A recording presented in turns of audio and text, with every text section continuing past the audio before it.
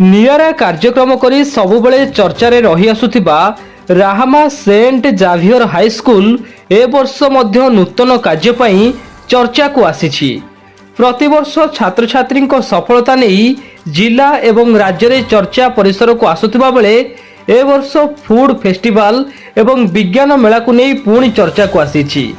Saint Xavier ହାଇସ୍କୁଲର ବାର୍ଷିକ କ୍ରୀଡ଼ା ଅବସରରେ ସାର୍ବଜନୀନ ଭାବେ ଫୁଡ୍ ଫେଷ୍ଟିଭାଲ ଏବଂ ବିଜ୍ଞାନ ମେଳା ଆୟୋଜନ କରାଯାଇଛି। ଛାତ୍ରଛାତ୍ରୀ ଏବଂ ତାଙ୍କର ଅଭିଭାବକଙ୍କ ଦ୍ୱାରା ମାତ୍ର 5 ଟଙ୍କାରେ ବିଭିନ୍ନ ପ୍ରକାରର 30ରୁ ଉର୍ଦ୍ଧ୍ୱ ସୁସ୍ୱାଦୁ ଖାଦ୍ୟର ଷ୍ଟଲରେ ଆୟୋଜନ କରାଯାଇଥିଲା। ସେହିପରି ବିଜ୍ଞାନ ମେଳାରେ ଆକର୍ଷଣୀୟ ବିଜ୍ଞାନ କୌଶଳ ପ୍ରଦର୍ଶନ କରାଯାଇଥିଲା, ଯାହାକୁ ନେଇ ନାହିଁ ନଥିବା ଭିଡ଼ ଦେଖିବାକୁ ମିଳିଥିଲା।